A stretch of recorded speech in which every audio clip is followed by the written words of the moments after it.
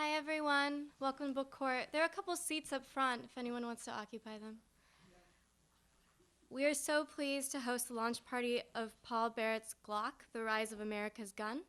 Paul will give a reading and then entertain a question and answer period. C-SPAN's taping, so if you would like to pose a question, please wait for the mic. He will sign books here at the podium, and if you would like them signed, please stand in your left aisle following the question and answer period.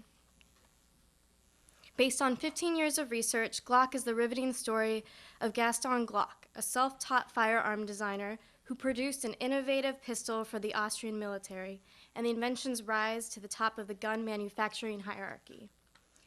Barrett is an assistant managing editor at Businessweek. He's the author of American Islam, The Struggle for the Soul of a Religion, and The Good Black, A True Story of Race in America. He also lives right around the corner from BookCourt. Please welcome Paul Barrett.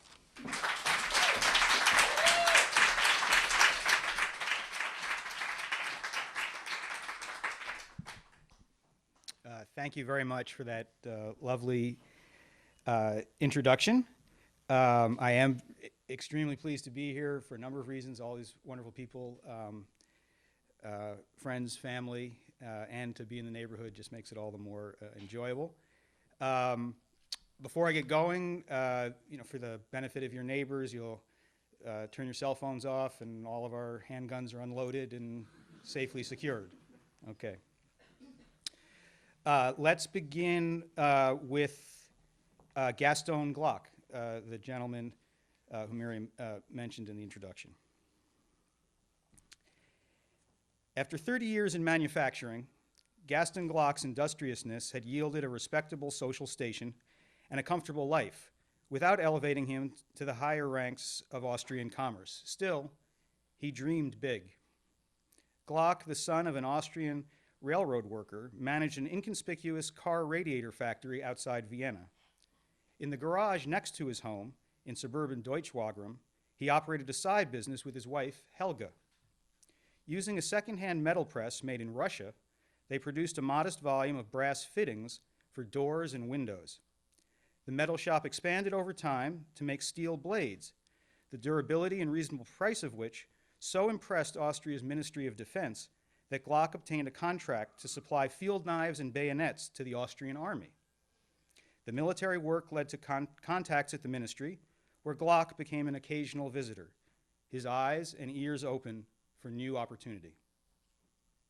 One day in February 1980, he overheard a hallway conversation between two colonels that jolted his imagination. The Army needed a new sidearm to replace the antiquated World War II Walther P-38. Steyr, an Austrian arms maker since the mid-1800s, had offered to sell the military a modern pistol, but the gun fell short of the ministry's stringent specifications. Top generals were running out of patience. Glock interrupted. Would it still be possible, he asked, for another company, for his company to bid on the pistol contract? The colonels laughed. In his garage, Gaston Glock made hinges and curtain rods. Now he thought he could design a handgun? Reserved in manner, Glock, who was 50, wasn't known for his sense of humor. He was a slender man of average height with a receding hairline, sloping shoulders, and long arms. A recreational swimmer, he had a sinewy physique and unprepossessing looks. He spoke only as much as was necessary and dressed conservatively, a sweater beneath his dark suit coat.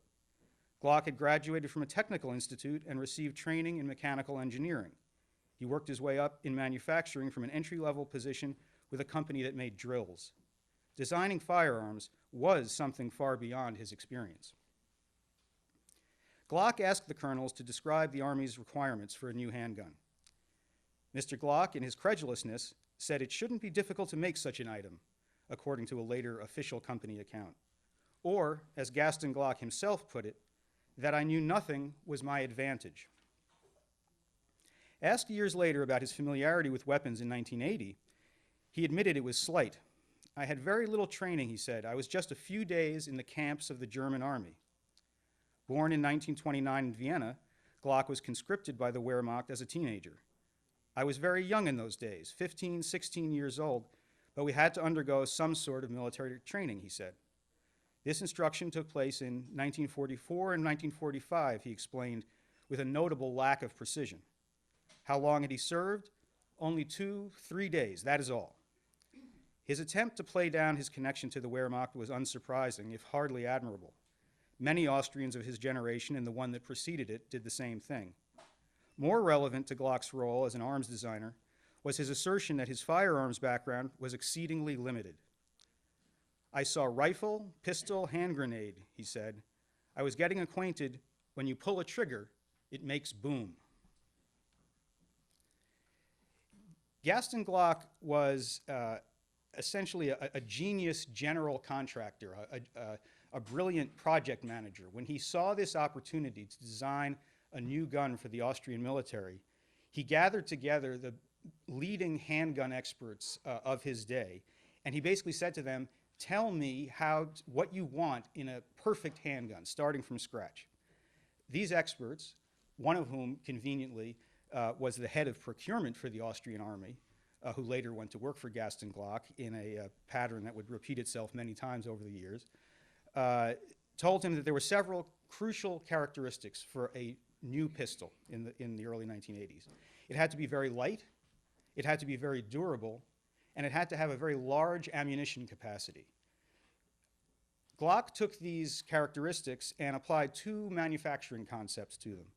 And these two concepts achieved the goals and are the key to Glock's early success. The first one is that he made his pistol out of plastic, not out of wood and blued steel, the materials that handguns had been made of for 150 years. He hired engineers from a defunct camera manufacturer who were skilled in the use of industrial plastic and in molding. And his idea, which he derived from these experts who advised him, was that a plastic gun would be more durable, it would be lighter, and because it would be lighter, he could make it with a larger ammunition capacity.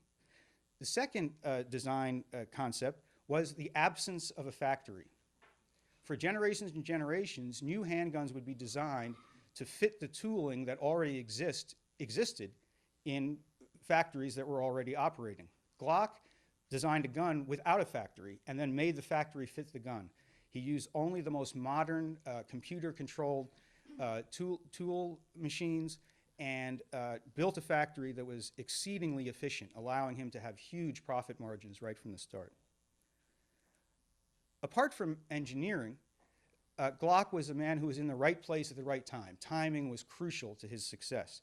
First of all, there he was in the hallway to the Defense Ministry at the moment that people were talking about the ministry's failure to find an adequate design for a new pistol. But secondly, his timing was perfect in connection with the United States as well as Austria.